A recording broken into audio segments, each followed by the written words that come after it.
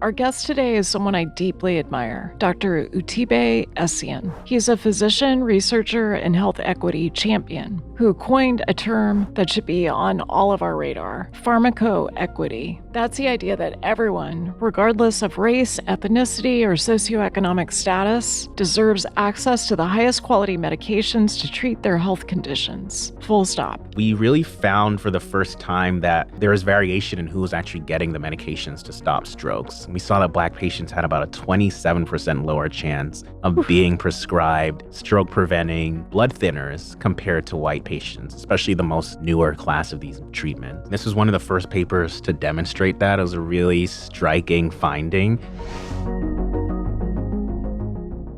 Welcome to Treated with Dr. Sarah, where science meets soul and we diagnose the systems before the symptoms. I'm your host, Dr. Sarah Zoll, and today we're diving deep into one of the most overlooked aspects in medicine, equity, not just in theory, but in practice. And not just in access to care, but in access to the very medications that can save lives. Our guest today is someone I deeply admire, Dr. Utibe Essien. Dr. Essien is an internal medicine physician, assistant professor of medicine at the David Geffen School of Medicine at UCLA, and founding director at the UCLA Lab for Equity and Action. He's published extensively on racial disparities in cardiovascular care and the social determinants of prescribing. His landmark 2021 article in the Journal of the American Medical Association put pharmacoequity on the map and made the rest of us ask, are we really prescribing evidence-based medicine if the evidence only reaches some of our patients? He's also a former White House fellow, a health policy thought leader, and the kind of doctor who doesn't just want to close gaps. He wants to build bridges. Today, we'll explore how bias shows up on prescription pads, what it means to achieve pharmacoequity in a fractured healthcare system, and how we can all advocate for more just, data-driven care. So grab your favorite kicks and settle in. We are going to go straight to the heart of justice in medicine. Oh my gosh, Dr. Utibe Essien, I am so delighted to see you in real life. I know, this is 5 years in the making.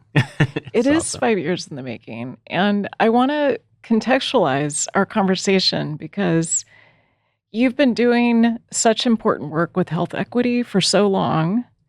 I met you after George Floyd's murder, but you've been doing this work for so long. And so I wonder if you could give some background and context to the work that you're doing. When I first met you, you were at the University of Pittsburgh. Mm-hmm. Now you're here in Los Angeles at UCLA. Yeah. So give us the arc.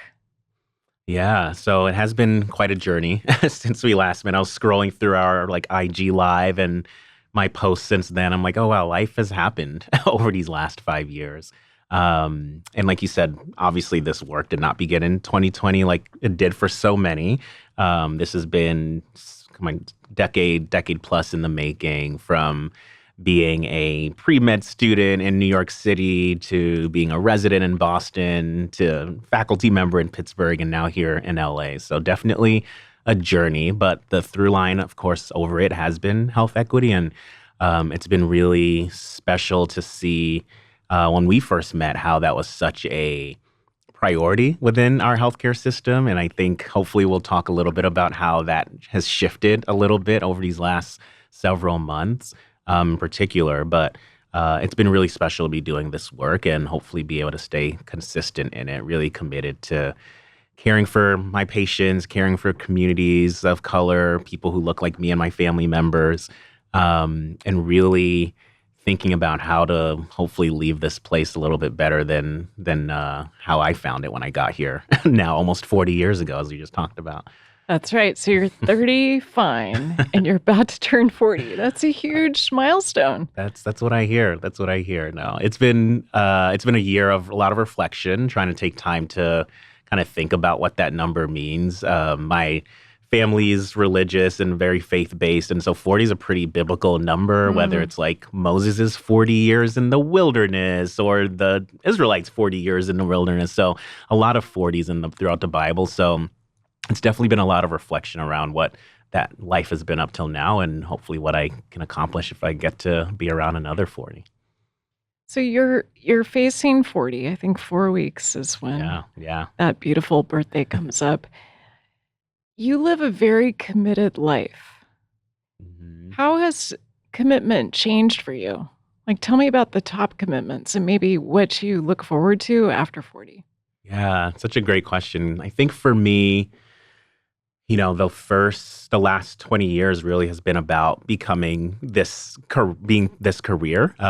So I remember writing when I was about to start freshman year, like 14, the numbers 1 through 14 on a white paper. And I was going to scratch it off every year I got through the next step. So freshman year, through senior year of college, first through fourth year of med school.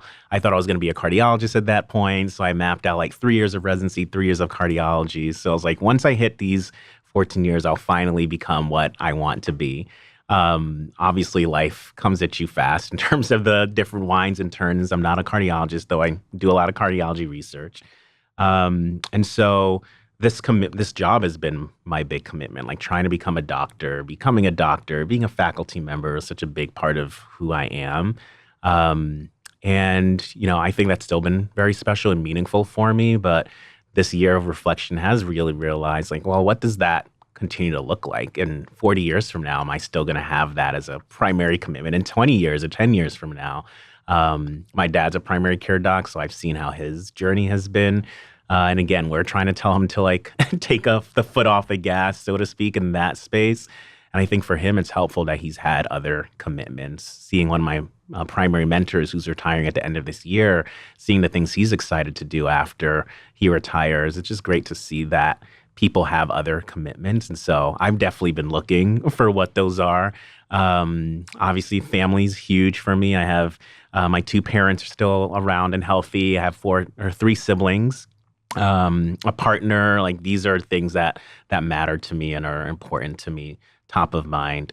I'm a huge sports person, which for better or worse, that's like still something I care about a lot. Spent 3 hours watching the Mets play baseball yesterday, and I feel like that's what brings me joy. One of the things that brings me joy, started playing flag football here in LA over the last couple of months, and so that's another thing that's just hopefully if I can stay healthy, will continue to be a priority for me. So those are some of the things. And again, how to kind of rearrange those commitments or reshuffle, reshift, reprioritize over the next 40 years is something I'm looking forward to thinking about. So I want to toggle with you if you're willing Yeah. between the sacred and the work that you do and also the more sort of lifestyle based Yes. because you walked in, you have these fabulous shoes on. So can you just give us the story of your shoes and your love of shoes like the ones you're wearing today? Yeah. So again, love sports. I grew up as a kid of the 90s, so I'm a huge Michael Jordan fan. And being a kid of the 90s meant that I could not actually have said Michael Jordan sneakers because my parents did not appreciate that $140 or whatever They're they so were expensive. back then was a thing that you should spend on sneakers. And so fast forward 30 plus years when I could finally treat myself to something, that was what I decided to treat myself with, was a nice pair of Michael Jordan sneakers, Jordan 1 specifically. Jordan 1. Jordan Okay. 1s. Today I'm wearing Jordan 4s. Jordan 4s, which are this very cool light blue hue that I can post on socials. But I just really, really love the style and being able to mix things up a little bit. And that's like my casual style, though. When you saw me if you saw me on the wards on Friday, I'd be wearing my bow tie and a button up and dress pants. So I like the range. It's been fun to kind of play dress up. My parents are both very particular about their clothing, and I think I must have gotten that from them. So good. And yeah, I'm used to seeing you with a bow tie. I It's know. like a signature look for you. Yeah. You mentioned mentors. You said you have a mentor that's retiring. You also spoke about your father. May I ask, how young is your father? So my dad turns literally in 4 days. Remember his age right now I for always have to us. do the math I with know, my literally. parents. I'm like, carry the. Right? So let's see. So he'll turn 68. Yeah, Okay. this week. Okay. hmm And so he's, definitely been my guiding light in this journey. I always say, like, I literally wrote the first sentence of my personal statement applying to med school is I hate doctors. And it's because I really was not a fan of my dad being a doctor. Mm, He came to the States when the year I was born. He had to start his residency over and kind of go through the training again because he was a physician in Nigeria. And so he was during a resident between 91 and 94. I was 6 through 9 years old. And it just was annoying to not have him like at home going to plays or us going right. to like sporting events, like different things like that. And so I was like, I'm not going to do this job that does not allow me like have to spend time with my kids one day. But over time, really got to appreciate just what he was doing for the community. I think that I learned that as a senior in high school or junior in high school, rather, when I worked with him one summer. And the time he spent with patients, he had a family practice, so he's seeing kids all the way to older adults.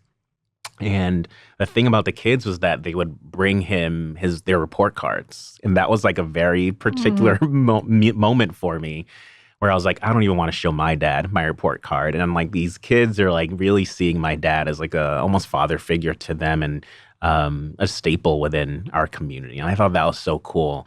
It was more than just him prescribing or the phone calls that he would get at home to staff admissions with the residents. He was really making a difference. And I was like, I think this is what I want to do, despite my years of pushing back. And I think having that as a commitment, again, going back to that word early on, really got me through the hard parts of the journey to through med school for sure.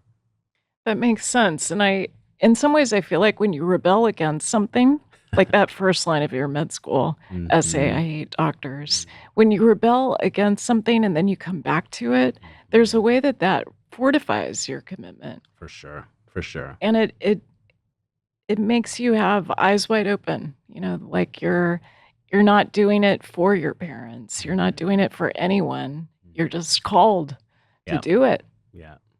So, when we first had a conversation, Yeah. you spoke about being born into disparity. Hmm. And it's a really profound story that I think um, it just touches the heart. And I wonder if you could share that with us. Yeah, no, that's really so obviously my dad is kind of my career guiding light. My mom is, I think, all of our guiding lights, all of us kids. And so she is the reason that any of us is here in the States. My mom came out here in 1980 alone as a person who was born in Nigeria, grew up with her five siblings back there, and just decided she wanted to experience the States, heard so much about it, wanted to come out here and go to fashion school, going back to the fashion Wow. point. So she like enrolled in classes at the Fashion Institute of Technology, FIT in New York City, went to classes at Penn State. So she really like explored the US for a bit. And she went back, met a guy who was my dad, and they decided to kind of start a life together and got married. But my mom still really had the US on the brain, and she wanted to be here. She wanted to raise her family here. And so She had she, conviction, sounds like. exactly, exactly. And we to this day don't really know where that necessarily came from, but she wanted to be here. And she came back in the beginning of 1985. My dad was still back in Nigeria, kind of continuing his work. And she was pregnant, and she was due sometime at the end of the year. But she went for a kind of routine pregnancy visit, or I'll start over. She Yeah. went in for like a routine visit, kind of in the summer of that year. And the nursing staff saw that she was pretty hypertensive. Kind of, we're like, this isn't really normal, at least from your most recent vitals. Let's repeat. You must have just been stressed out on the subway. So repeated on her left arm, right arm, still pretty high. Doctor comes in, repeats her pressure is still pretty high. And there's the emergency room across the street from the clinic, and they said, let's just get you to the ER, get some blood work, some urine studies, and see what's going on here. and checked her labs, checked her urine, and they were concerned for preeclampsia. And I keep saying, like, despite her being married to the doctor, that was the first time she had heard of that word before. As I mentioned, my dad was still in Nigeria, nowhere to be seen or found in that setting. She was alone at that visit. She didn't have her friends who she was living with come with her because she just figured this was a normal visit. But they were like, you have to deliver this baby today. How many weeks pregnant was she? So she was 30 weeks pregnant. Wow. Yeah. And let's just define preeclampsia. So it's, as the resident OBGYN, Yes, should please. I quickly... You must. It's been a while since I've been in my 10th, third year rotation. Yeah, I won't put you on the spot with that one. So preeclampsia is this quite life-threatening and also fascinating condition that women experience where they've got a combination usually of high blood pressure and spilling protein in the urine. Exactly. And so there's also pregnancy-induced hypertension, which is not associated with spilling protein. And it's a very, as someone who did residency training in obstetrics and gynecology, it scares us. Yeah. It's one of those things we really get scared about because there's the risk of developing eclampsia, which is a life-threatening condition that it can go sideways really fast and women can die. Yeah. Absolutely. So please continue your story. It can also be associated with HELP syndrome. That's like another conversation. But your mom is 30 weeks pregnant. Yeah. Yeah. And she's got preeclampsia. Exactly. And she's all alone. And she's all alone in New York City. And literally everyone thousands of miles away, not just like across the street, around the corner, will pop in at the end of this visit. And so they tell her she has to deliver. She's, of course, very confused. I'm not supposed to for another 2 months almost. What's going on here, but gets rushed into the operating room, gets a C-section, and later that evening, I was delivered, like you mentioned, into a life of health disparities, because kind of across that spectrum from having a diagnosis of preeclampsia, from being born preterm, being born even via C-section, all of those are more common in Black women, in Black babies. And that was kind of the life that I came into in this world. And my mom, fortunately, stayed very healthy. I was very healthy through that delivery. She had 3 other kids afterwards, with sadly other complications kind of across that spectrum as well. And so it's really just been interesting to kind of think about. Of course, I wasn't as a 5-year-old when my youngest baby brother was born, or even when I was born, thinking about inequities or what health looks like, but to reflect on that for our family, know that there's thousands of families who are experiencing that almost every day in the U.S. Has really definitely been a part of my journey and my story in this work as well. It's profound, and I want to unpack this a bit because Black women have a much higher rate of maternal mortality than white women. Yeah. They have higher rates of preeclampsia. They have many more problems with high blood pressure than we see in Caucasian women. And it's not just, the few hours that your mother had preeclampsia. Preeclampsia is a marker of future cardiometabolic disease. And that's something we see much more in Black women compared to white women. Yeah. So you were born into this context that sort of forced you to confront these differences that we see in health equity. Absolutely. Absolutely. And it was interesting because, again, reflecting on some of this, 1985, which is the year I was born, was the first year that the U.S. actually did a health disparities report, the 1985 Heckler report. Ann Heckler, I believe her name was the Secretary of Health and Human Services at the time. And they decided that year to put forth a report on health variation of care within the U.S. around race. And it was all kind of the striking findings around mortality differences in the U.S. by race and ethnicity, some health differences around diabetes and heart disease and stroke or cerebrovascular disease. But again, the year I was born was the first ever disparities report in the U.S. It took that long. Yeah. Absolutely. And we've been diving into it right now just to see like what were some of those key landmark studies that came out there. And it's just crazy that 40 years later, a lot of this work is either being repeated or still persistent, and still we're seeking solutions for a lot of these inequities. It's so interesting to me because it feels like the sacred timing of Hmm. you being born 40 years ago when this landmark report is published, and you have committed your career to working on health equity. Yeah.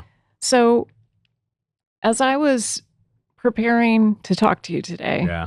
I I thought this last weekend I could, look up a few of your papers on PubMed and, kind of casually read it by the pool Yeah. this past Classic. weekend. And then it turns out you have so many publications in the past 5 years. You have been so busy. There's been a lot. There's been a lot of papers going on for sure. So For tell sure. me, which ones are your favorite?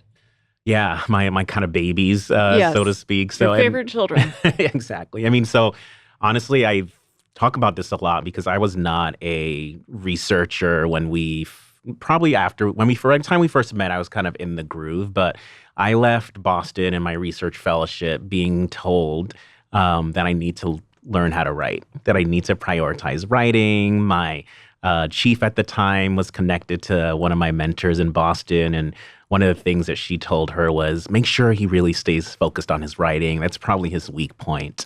Um, and again, I love kind of reflecting on that because it's been kind of a chip on his shoulder, I guess, so to speak, of like, okay, I'm going to prioritize this area and this focus. And it's been really cool to kind of see that journey over the last even 5 years of like over 100 papers or so written with What? amazing colleagues and friends. And Incredible. it's been a journey for sure.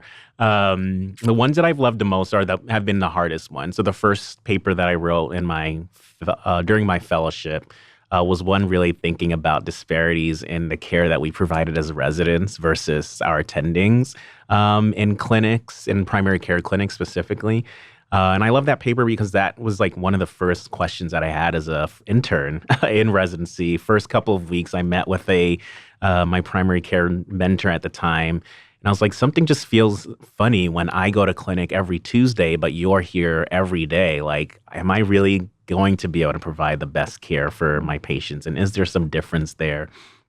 And that project took 5 years to like come to fruition, and another couple of years to actually publish. And so it's a pretty special paper to me. And Just what trying are to the key findings? Yeah. So what was interesting, we found was that patients who are seen by residents, first of all, are very different from patients who are cared for by the attending or the supervising doctor. So they're the patients who are more likely to be uninsured or publicly insured, less likely to have English as a primary language. They have more medical complications. And so, unfortunately, they also had poor health outcomes. They're less likely to have their hemoglobin A1C at goal or their diabetes test. They're less likely to have their cholesterol studies at goal, their blood pressure at the goal that we need them to be at. And so a lot of my colleagues and my friends during residency were kind of taken aback, like, dude, why are you calling us out for our care? This is not okay. But we shifted this to say, are we fairly distributing our patients within resident clinics and supervisor clinics? And it's been cool since then to really see a shift in the way that patients actually get shuttled into clinics within Mass General, where I did my residency, and to see other hospitals and other clinics kind of looking in their systems and seeing is there variation of care or who is getting their care and what type of clinics, whether they're staffed by residents versus attending physicians. So it's been really cool to see that. And again, if someone publishes this paper maybe in another couple of years, maybe the findings will be different today. That's so profound. So I want to highlight a couple of things. For our listeners who maybe don't know this, Yeah. I would say the Boston medical system, Massachusetts General Hospital, is really by some considered to be the pinnacle. It's one of the best places to perform your training, your residency training.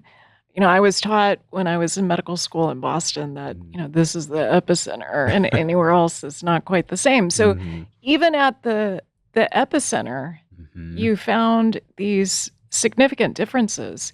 And it sounds like that was a wake-up call for you, that it Yeah. really kind of changed the arc of your career. Yeah. No, absolutely. I think, there are a couple of pivotal moments. Being born into health disparities, being a medical student in the Bronx and seeing the variation of care during the rotations that I did in my third year. So we lived on campus. Most of the medical students did. Housing was $400 a month. Like you couldn't not live on campus. It was so cheap. This is Albert Einstein? This is at Albert Yes, Einstein, for exactly. medical school. Yeah, exactly.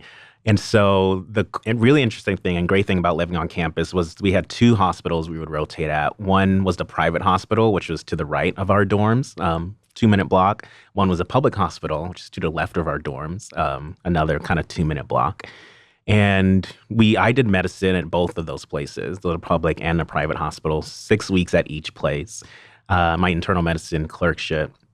And it was so striking to see the care that we were providing and able to provide in the public hospital versus the private hospital. Seeing who was at the bedside with my patients in terms of family members being there, advocating for their patients at the private versus the public hospital. Seeing that, wow, when you get dialysis 3 days a week versus having to come in emergently because you don't have insurance, you actually have better health outcomes and more improved outcomes. And that was such a striking moment for me in my training and my journey towards health equity, just seeing literally on that 1 block radius that we can see differences. And I'm practicing and seeing that on a day-to-day basis in my rotations. And I think as a medical student, I figured, private versus public hospital in New York City is a very interesting place. Like this, I'm going to move to Boston for residency. It can't be the same there at this, hospital that I heard about on Grey's Anatomy. Like so many people talk about this really special place. But sure enough, I still did witness, like you just mentioned, these inequities. I was a primary care resident, and I practiced at one of the community health centers that we had connected to Mass General. Which one? At Chelsea Health Center. Chelsea. So Chelsea's about 15 minutes into East Boston. Okay. I went out to Charleston. Okay, yeah. Medical Charleston school. was one of them. Yeah, exactly. We had Ford. Revere was another. And the fourth is escaping me right now. But all of us kind of had our choice. None of us got much sleep back then. So exactly. The memory is not quite. I know. But I did love residency, I will admit. So, I'm one of those guys. But Chelsea was such a unique and special place. And it really did teach me about what mattered for my patients. And it was not the fact that I could spout off these cool studies that were so important to spout off on rounds when I was at the mothership, so to speak, during residency. But it was thinking about those social factors that were really influencing their care, and to see that there were still gaps in the care that we're providing at the top place, the mecca, like you mentioned, of medicine. Again, made me realize that it's not just going to be about where people are getting their care, but it was going to be about the type of care they received, how they received it, who they were getting it from, and really pushed me to want to learn more about what was causing some of that variation, even at some of the best places. Yeah. So it's very helpful to hear about these differences that you identified. And it took you 5 years. I mean, that's a long time in sort of residency years. That's right? It's like dog 10 years. Yeah, exactly. Exactly. Multiply that times, I don't know, 5? I think so. So this contextualized, it sounds like, your academic career and sort of your start at the University of Pittsburgh. Yeah. And maybe if we could, I don't know if this is the right framework, but I'm curious sort of what was happening for you before George Floyd's murder and then what happened afterwards. Because part of what I witnessed was that you were suddenly doing grand rounds everywhere after George Floyd's murder. Yeah. And I was a little worried about your, if you had a wearable, I was a little worried about your sleep and all the slide decks you were doing I know. Whether you were getting all those kind of basic lifestyle medicine things. Yeah. But take us back to pre-George Floyd and after George Floyd, if that feels like the right frame. Yeah, I think so. Again, going back to swiping through our to our live, I was like, I was doing a lot. I was definitely You doing a were. lot. I was not wearing a wearable. And so I don't know what my, readiness or my sleep score was, but But I'm he is sure now. I am We're now. we're going to talk about the data in a moment. Exactly. Um, so I do think that's the right framework. So, finished residency, stayed in Boston for my fellowship, and And your fellowship was in, it was a research it fellowship. was public health. That Yeah, was the exactly. MPH. So I Yeah. got my MPH at Harvard and was really ready to find mentorship. And I think it was interesting, again, going back to being a fellow, which were really hard. I think that was actually the hardest part of my training. I loved medical school. I loved residency. And my fellowship, I think, was really hard because I wasn't quite sure how to make the research fellowship define or inform what I wanted to do. At that point, I wasn't sure. I knew I wanted to improve equity, and I thought that I had to be a doctor plus. And so I could really take great care of patients. That's what residency taught me. But I wanted to figure out how to do the more, like whether that was related to going to DC and trying to inform policy at the national level, or going deep within a health system and really taking care of those 100,000 patients that they served.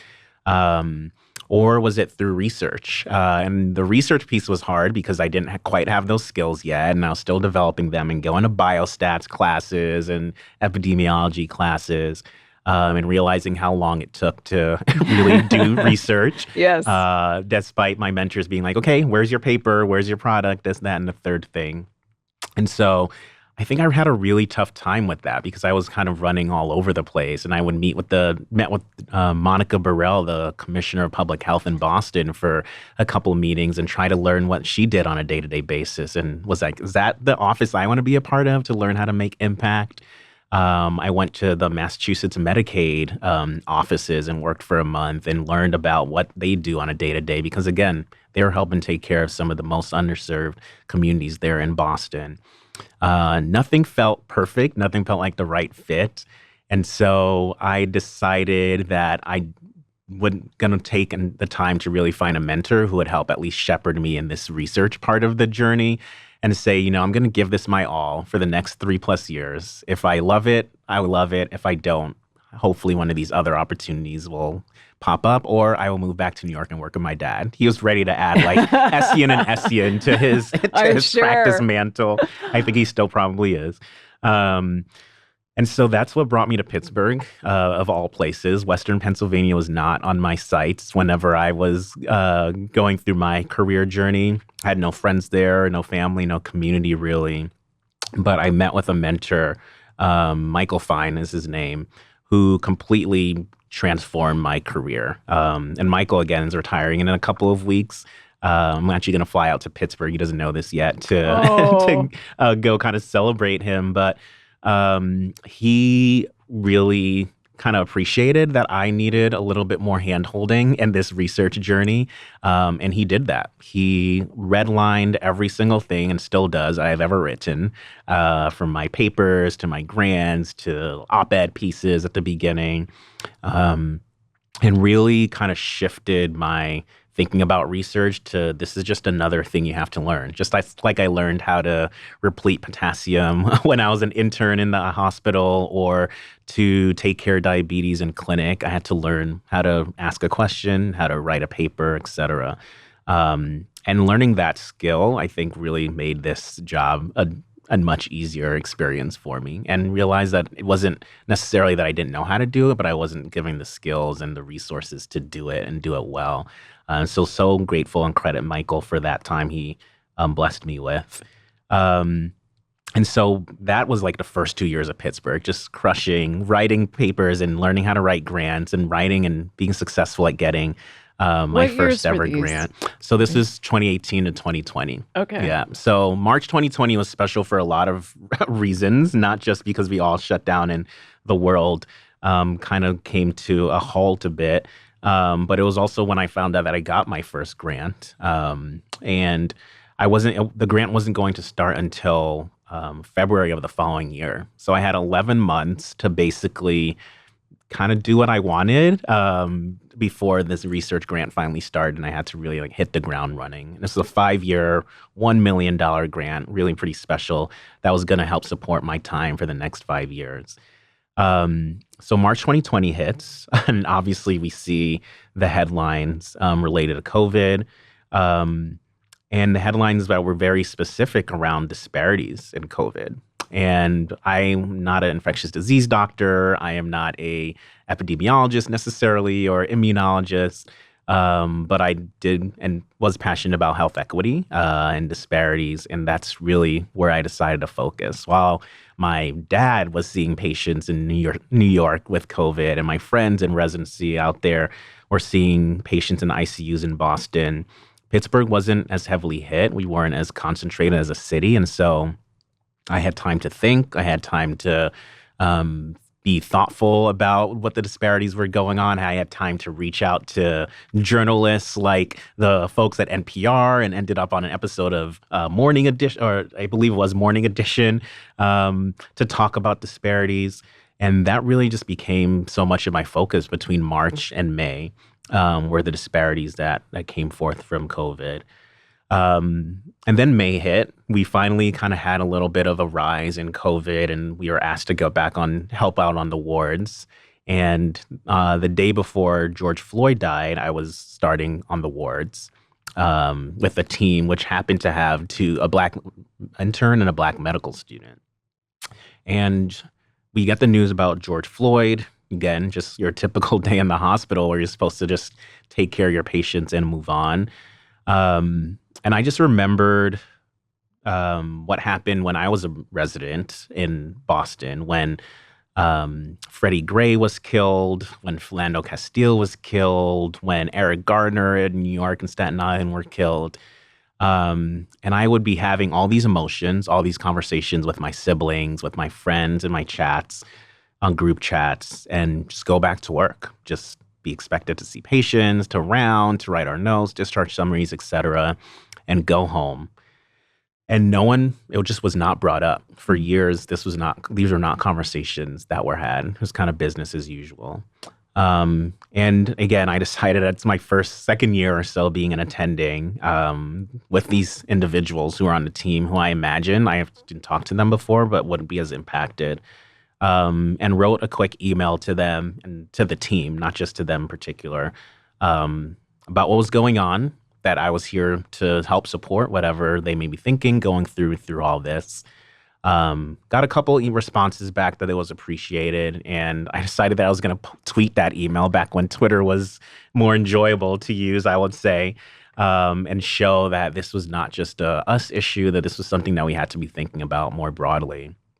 And that, again, for me, was a really very pivotal moment in this journey, and kind of how George Floyd's death impacted my career. Because it made me realize, again, I must have felt very protected having this grant and support. Like, I'm not going to kind of potentially lose this grant. And so I'm going to focus on this and take whatever time that I have to not have to write papers and do research right now, to think about how this person's death was not just influencing his family, the community in Minnesota, but was influencing all of us at large. And especially those of us in the health system who think about these issues, think about violence and how it impacts health, think about mental health and how it impacts health on a day-to-day basis. Of course, around that time is when racism as being a public health issue really came to the forefront, and those opportunities that I had to talk about it, tweet about it, write about it, et cetera, really kind of took off because, again, people were so caught up in still caring for COVID, right? We still at that point hadn't had a vaccine, hadn't had treatments. People were dying. Literally dying. And so I figured I was going to be able to use my voice to this issue, to this topic. And really grateful I had the opportunity to, really grateful I was supported by mentors and colleagues. Again, my mentor, I think, could have easily said, you know what, you should really focus on your research. You should not be prioritizing this piece, even though your grants hit, like you still have other things to do. But that was never part of the conversation. And I think I just had a supportive environment to be able to lean into this as an issue. And Again, not everyone and not in every moment in my career did I feel comfortable doing that. Definitely not as a resident, definitely not as a fellow. But I'm really, really grateful that I had the chance to do that. And like you said, that was a pivotal moment in my career. Um, and one I'm super grateful to have been part of. It feels like this inflection point for you. Hmm. And it's so interesting to hear you talk about the silence that was the norm before that, Hmm. with Black men dying, BIPOC folks dying, Hmm. and you go back to the medical setting where the systemic forces silence. Hmm. And there was this juxtaposition of the security of your grant, having a supportive mentor, being an attending, Hmm. having a Black medical student, a Black resident on your team, Yeah. and feeling like, okay, this old way of doing it where we don't talk about an event like the murder of George Floyd, Hmm. that's not how I'm going to roll. Yeah. I'm going to do it differently. And that feels like part of the sacred contract that you have to Hmm. do things differently and to ask different questions and to challenge the status quo and to speak up. Does that feel right? Yeah. No, absolutely. I think, again, I'm curious where this came from. So my dad is a primary care doctor, but he's also a minister, which I think I shared during our our first conversation. And so I've seen him speaking up on Sundays for my entire lifetime. And so I think there's something there around how you do give voice to those who don't have a voice, whether it's the interns who may not feel comfortable calling things out, or it's the communities that I get to help take care of, and where I can use my voice as a trained physician to advocate for them. So I think I did witness that growing up, and that has been meaningful for me. I do feel like this journey that I'm on, like you said, it does feel like a calling. It's not just a job. And I think the opportunities that I've had to train at these very special places and to have these degrees and to have parents who left and came across the Atlantic Ocean and established their lives and careers here didn't just happen by accident. And so I have to use that voice to try and make a difference for people. And um, not just to kind of get a career and kind of coast through, but hopefully give advantage and take the opportunity and advantage to help those who may not have, for whatever reason or the other, been as privileged.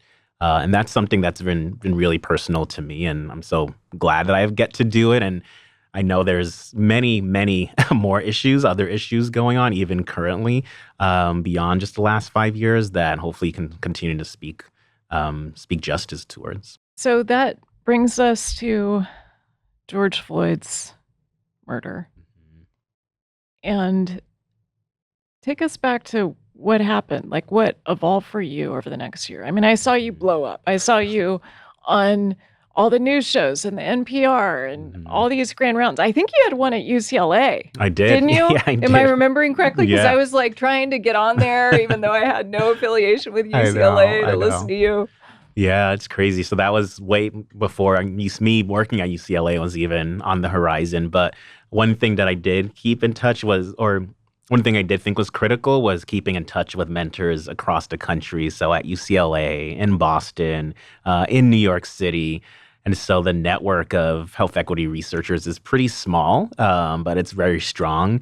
And I kept saying during that time, like the amount of women of color who gave me opportunities during that time were huge. So my first ever grand rounds was at Harvard, was at the Brigham and Women's Hospital, and that was sponsored by my primary care program director. It was a Black woman, Valerie Stone, who, again, that talk was another pivotal moment, was what can academic medical centers do to become anti-racist. Um, and it really gave me the opportunity to go back to the history, why our health system is the way we are, why healthcare is the way it is, why research is the way it is. And went back to books outside of medicine where I learned about some of this history. And so the chance that she gave me to learn as well as to reflect back to that community was a completely game-changing moment. So I went from one grand rounds, I think I have in my notes app like how many talks I did that year. It was like 40 or so in 2021 Oh my and gosh. 25 in 2022. Again, this was before when during COVID shutdown. So fortunately, I can just do them from the comfort of my home. Guys, that's a Um, lot of grand rounds. Nobody does that that's many grand rounds. in like a career, Right. honestly. And so it just kind of blew up. And I think, again, these were really amazing people who put me on. So the talk here at UCLA was by my current mentor, Donna Washington, who invited me. I had a number of people who were just like, hey, I saw you did this talk. Can you come do it at our institution? And I keep saying it was a lot of Black women who reached out to me. So again, I talk about people in their leadership roles, kind of using their power. I don't think you have to be a person of color to support and to use power. Whether you're a chief, a chair, a dean, you can really influence. And I think I saw a lot of that happening on my behalf. And so the talks were happening, the opportunities to talk to the media was happening, which again spiraled into more talks.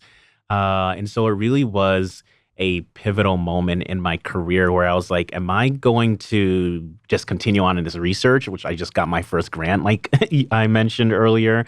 Or is this a chance to take a step back and think about how else I can make a difference and impact through the work that we do? And I am still here writing papers, still here writing, as you saw in the PubMed, still writing grants. We are excited that a couple of the grants that we submitted last fall are nearing the finish line of getting funded. And so this work has still been really exciting and meaningful for me. But again, the question that I was asking myself as a first year fellow, now almost 10 years ago, is still on the back of my mind. Like, what does impact look like? What does change look like? What does success look like? And So I can we think, slow that down a little bit because this feels like such an important question yeah. that helps directionally in terms of understanding you and what makes Hmm. you tick and Hmm. also what needs to happen Yeah. with equity. Yeah.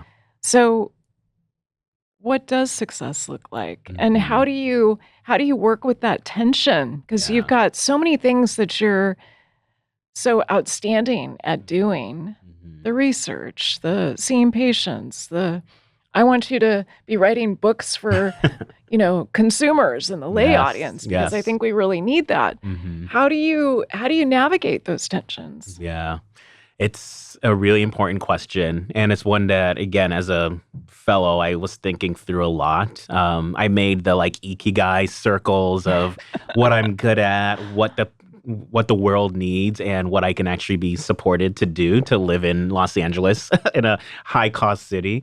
And I think right now that those Venn diagrams are circling around research for impact. I think that is the calling that I have right now, is using this space to really make a difference. And the things that I'm excited about and what success looks like right now is that it's not just me writing papers anymore. And have enough for a career. It's not just me giving talks. I think I have enough for a career as well.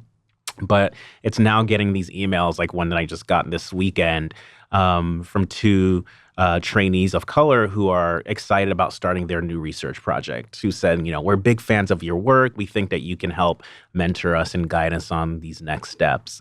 And I think that there's an opportunity for me to be able to extend my reach beyond just the few papers that I do or the few patients that I can touch on a day-to-day basis to actually be able to make impact through the folks that I'm going to be able to have the opportunity to mentor, to be a Michael Fine to some Mhm. new kind of aspiring researcher, and hopefully be able to even do it in my own way, to be able to reflect on some of the other opportunities that Michael decided that he didn't want to pursue. He wasn't writing op-eds as a early career faculty member talking to NPR, but thinking about how some of my mentees can use and pivot in those and navigate those spaces in a way that other mentors may not be able to. So that's one arm of what success looks like. I do want to make a difference. I want to be able to, at the end of this career, say, we created this intervention and we actually saw a change in disparities. And whether that intervention is a a local project that we start here in Los Angeles, or it's a policy that I get to speak to the, Secretary of Health and Human Services that he implements or she one day implements. That is something that I know I want to do. I'm more than just writing these really important pieces, but really seeing that the work actually makes a change. And the third thing is what I always come back to is making sure that my parents are proud of the journey that they brought on. I think I've checked off that box so far. I think it's been I would say cool. so. As a kid growing up, like I did not feel like I always felt like I could be doing enough. There was always a notes app before. I guess we didn't have notes apps back then, but there was always some journal entry around like me wishing I was valedictorian or me wishing I graduated cum laude, like accomplishing these things to be able to make my parents feel like, okay, they can be, or to make me feel like they could be proud of me. But it's just like been really cool to see and realize that I did not need to accomplish those things for their pride. And that what I've done so far is more than enough for them to be super, super proud of me and my siblings as well. So glad to have checked off that level of the success box. Absolutely. I mean, I have to bring our listeners along with us here because, as someone who is not a researcher like you are, who went through some similar training at the beginning and was positioned to be an academic physician like you are, what you've accomplished by 30 fine is stunning. Like, it's such an important body of work. And so I want our listeners to really understand how rigorous and remarkable your accomplishments are. Oh, thank you, Sarah. And I want to take us back to this decision that you've made to get behind the research. And it sounds like part of the tension is that you're so good at so many things, and so you've had to sort of choose what to commit to, and you've decided that it's research.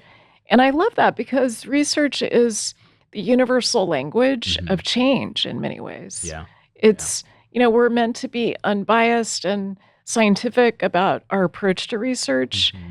And so it does kind of separate some of the emotion that can go into our desire to change health equity. But it's a way of having this unassailable evidence for what needs to change. And this point you made, we created this intervention and we saw this difference in disparities. And so I want to go back to this timeline of these 100+ papers that you've published. I want to ask first a slightly selfish question, which is your first JAMA article. Yeah. Which one was that? Yeah, so that was the pharmaco-equity article, the article where I introduced atrial and coined. fibrillation. Exactly. Okay, so tell us all about that. Yeah, so again, the JAMA paper, well, JAMA is the Journal of the American Medical Association. It's like one of the 2 highest impact or highest cited journals. And so to be able to publish in at least one of their subset journals in cardiology, my first ever research paper on atrial fibrillation disparities was pretty special. What was extra special about that is the New York Times randomly found our paper and interviewed me for it. Again, as a New Yorker, it was a very proud moment. But we really found for the first time that this newer class of medications to help stop strokes in patients with atrial fibrillation, which is the most common heart rhythm disorder. There's like 6 million people in the US who have a diagnosis, becoming increasingly common as we get older, there is variation in who's actually getting the medications to stop strokes. And we saw that Black patients had about a 27% lower chance of being prescribed stroke-preventing blood thinners compared to white patients, especially the most newer class of these treatments. And so, again, this was one of the first papers to demonstrate that. It was a really striking finding. And that's just been the core focus of my research over the last 7 years. My first 2 grants have been focused on not just learning more about the reasons why, but really creating the interventions towards fixing them. And just last week, we had our first intervention development team meeting to put our heads together with pharmacists, cardiologists, primary care doctors, qualitative researchers to kind of comb through all the data that we've had accumulated over these last 5 years and say, what can we do about this? How do we actually fix this problem? So hopefully in a couple years, I'll be able to talk to you about the the key findings from our future intervention on that. So that's what I'm super excited about, that paper, and again, the journey that it's taking me on.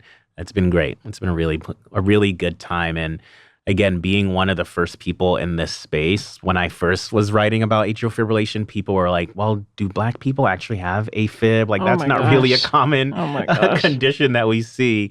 And so there was pushback around like prioritizing this as my research focus. So in a way, it helped that there wasn't that many people thinking about it, to be able to really kind of carve out an area for myself. And again, that has been exciting, but what's been more exciting is since then, we've written papers on breast cancer disparities, just a paper that we published a month ago, led by a mentee of mine, which found that there was these newer direct treatments for breast cancer, HER2 positive breast cancers, that we still see large gaps by race and ethnicity and who gets that treatment. I have a mentee who's focusing on rheumatoid arthritis and looking at disparities in treatment for that condition. Just last year, a new class of medications for Alzheimer's came out that we're learning about and trying to tease out, and just published last month again, disparities in that space. So my body of work is just exclusively focused on pharmacoequity. My research might focus on AFib, but to be able to have these tentacles and across the different disease areas has been so cool. It's given me the chance to go to conferences in cancer and memory and geriatrics and liver disease. And so this is just exciting. There's a lot to do. Like you said, a lot of pots on the stove, so to speak.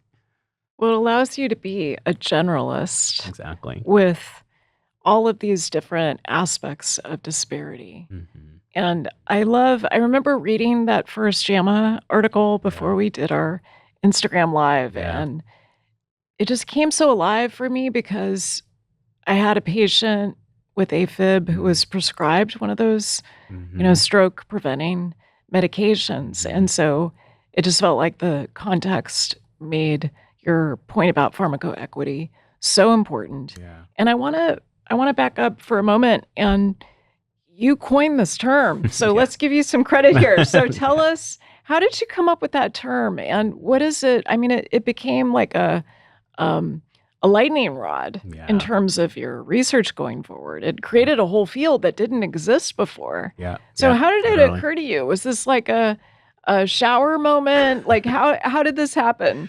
Yeah, so it's so interesting. The first time that I like wrote that word down was in an essay to apply for a grant. So this is the one grant that I did not get on my first try, which my friends hate me saying because they're like, dude, that's just everyone. But the second time I was applying for this grant, one of the questions was, picture yourself in 10 years, what does your career look like? And I was in this kind of sweet spot of working in a center for health equity in Pittsburgh, as well as a center for pharmacy policy and prescribing. And so I was like, maybe I should like put those two words together and kind of have a center for pharmaco-equity or pharmaceutical equity is like, just again, the two words came to mind. And so I wrote that on this application, and obviously that's what got me the grant the second time around. But I wrote it, and it was part of a talk. You have to give a talk to be able to get this grant to the funding advisory board. And so I created a slide that said my career in pharmacoequity. My mentors were like, dude, this is amazing. Like, you should write about this. You should publish something on this. Again, I just figured it would be in the essay, it would be on the talk slide. But like 4 weeks later, I wrote like what we can do to achieve pharmacoequity. I sent it to Stat News, and that was probably my first op-ed piece that didn't go to an academic journal. And it was really exciting to see that they were interested in it, and they published it. And then I sent it to JAMA, again, kind of staying in the academic space to make sure that they were interested in it as well. And they also published it, and it's been cited now literally 120 times in these 4 years since we published it. Like you said, we really created a new field. There's like grants that are coming out related to pharmacoequity. There's a conference next year on in clinical pharmacology that the theme is advancing pharmacoequity. I had folks from CVS reach out to me from their Office of Health Equity to talk about how they can do this in their work. And so it's just been really cool to, again, that was the kind of other pivot moment in my career to see how it's not just like a one-off grant. It's not just a one-off paper. It's really now become a field.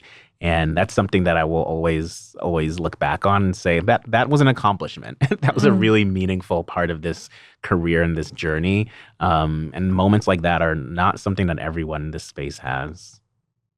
It makes me misty just hearing about your evolution, the creativity, these moments of insight that you've had, um, how much you've done to reduce that gap of disparity Mhm.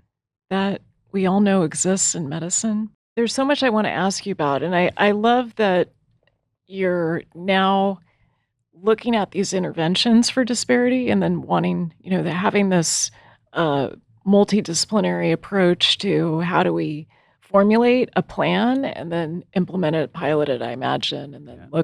look at outcomes. Mhm. So I don't want to scoop that. When you come back, we'll talk about what you've discovered Yeah. with that particular piece. And I want to maybe in our last few minutes go a little bit larger.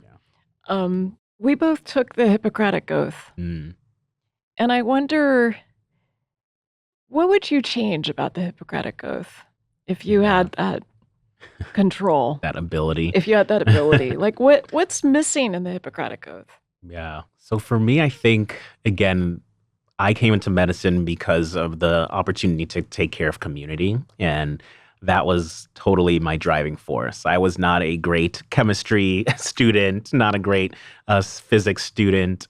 Once I got into med school, I got stronger. I realized like these are what matters to my patients. But the science was in a way secondary. And it was really about the connection with community, the connections with people, um, and the connections with people within their environment, within where they are. And I think some way of incorporating that into the Hippocratic Oath is going to be would be so cool.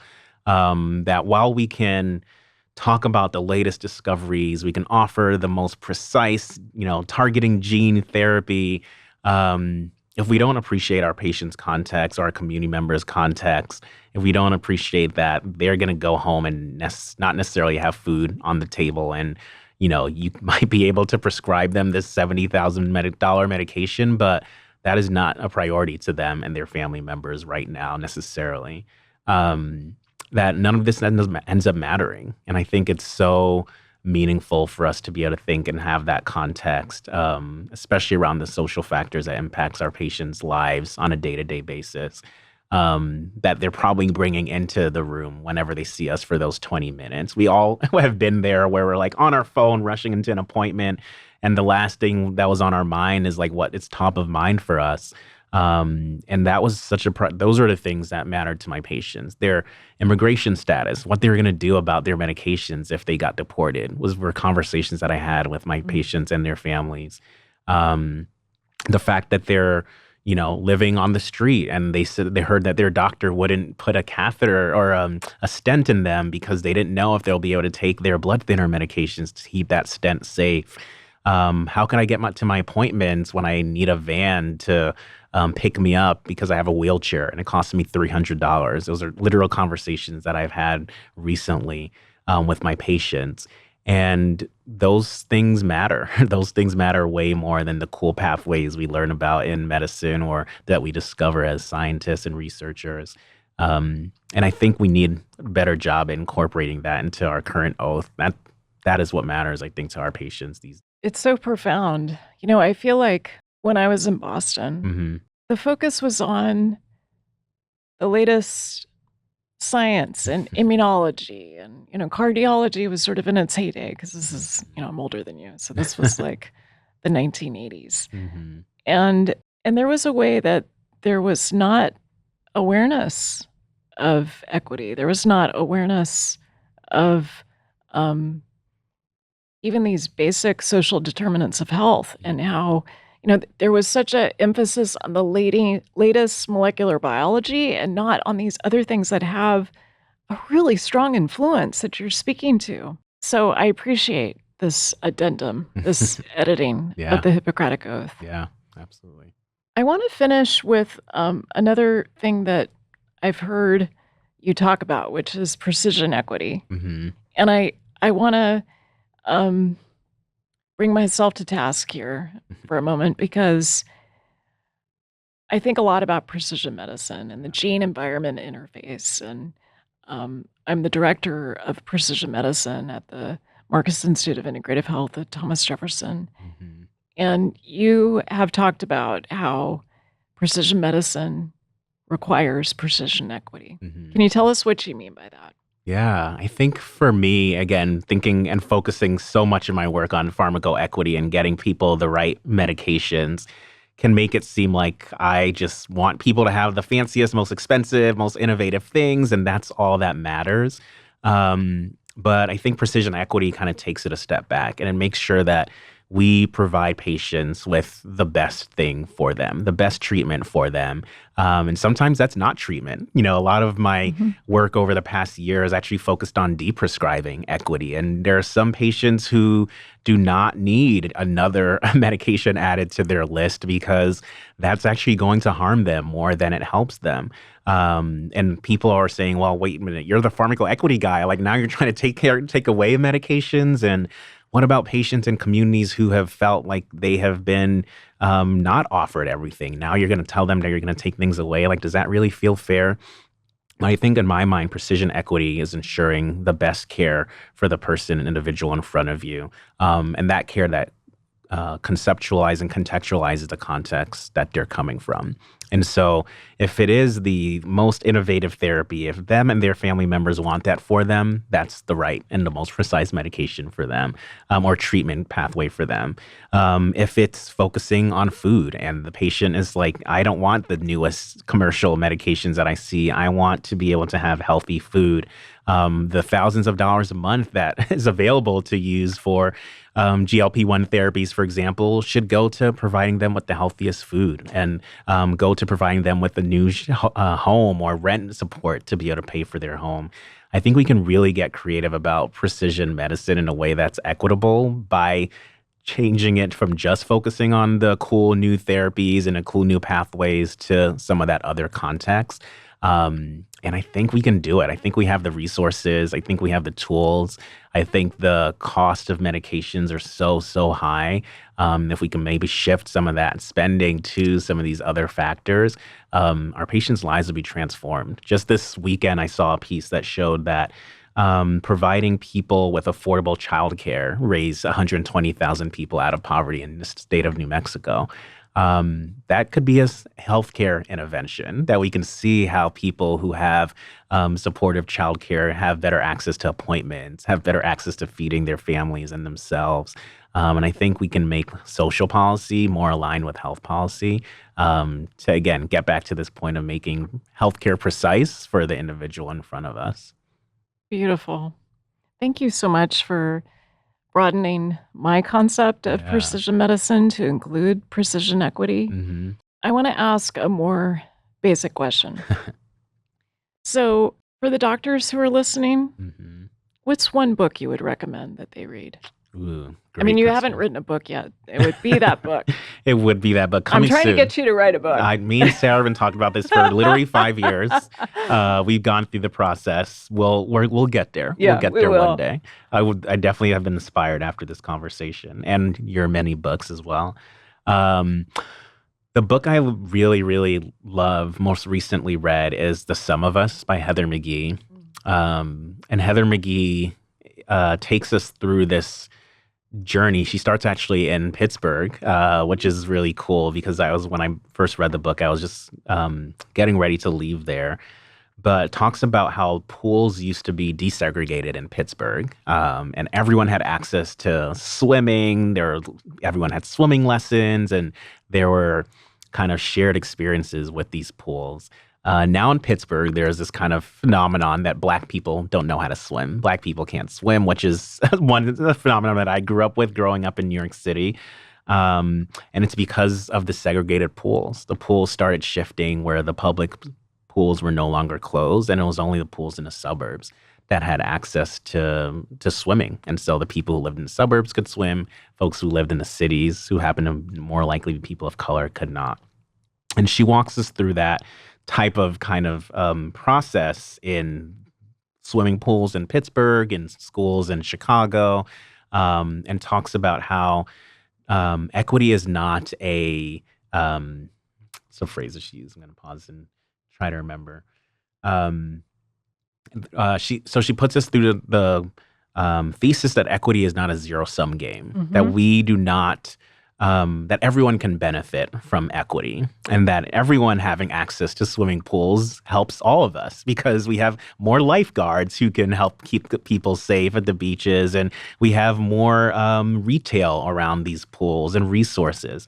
Everyone having access to education means that our society as a whole is better, to healthcare, et cetera. And again, she talks about all these key areas: employment, food, housing, healthcare, and even leisure, to talk about why the world that has been so often in our country that has been so often segregated could be in such better place if we decided to go against that and not treat resources as a zero-sum game. And so I love that book because, again, it really expands my thinking around health equity from beyond equity and addresses some of these social factors that I think we all should be considering as physicians and clinicians. And I think she does such a beautiful job talking about it. She has a great podcast with Trevor Noah, if you would rather listen to folks read or talk about it. But she also has her own podcast called The Sum of Us Pod, and talks about these issues and brings folks on to talk about them as well. So definitely a shout out to her. I think it's a really great book. Love it. The Sum of Us. Yeah. And we'll link to it in the show notes. Awesome. And I hear how equity is not a zero-sum game, how you've applied it to your comments about precision medicine and precision equity and pharmacoequity. So I really appreciate that. So I'm going to have you come back and talk about your interventions and what you've learned. By then I would have written a book. And maybe a book. We'll see how much time you have and whether your wearable can tolerate that. We're going to talk about deprescribing equity. And as we finish today, any final words? I think we talked about a lot. I feel like it's important for folks to realize that a lot of what we talk about doesn't only have to happen by a doctor, by someone who's trained in research, someone who's trained in equity, that we can all kind of advocate in our spaces for justice and equity. We can talk to our public boards and talk about how to improve access to education in our communities and in our schools, including for public schools. We can vote for better distribution of resources in our communities. Those pieces that individual people who are listening to the pod today can do can actually have downstream impacts on health. And so it's not just for the doctors on a call. It's not just for the researchers, but all of us can play our role in improving health equity. I love it. Thank you so much. Thanks, Utibe. Sarah. So good to be with you. Likewise. Thanks for having me on.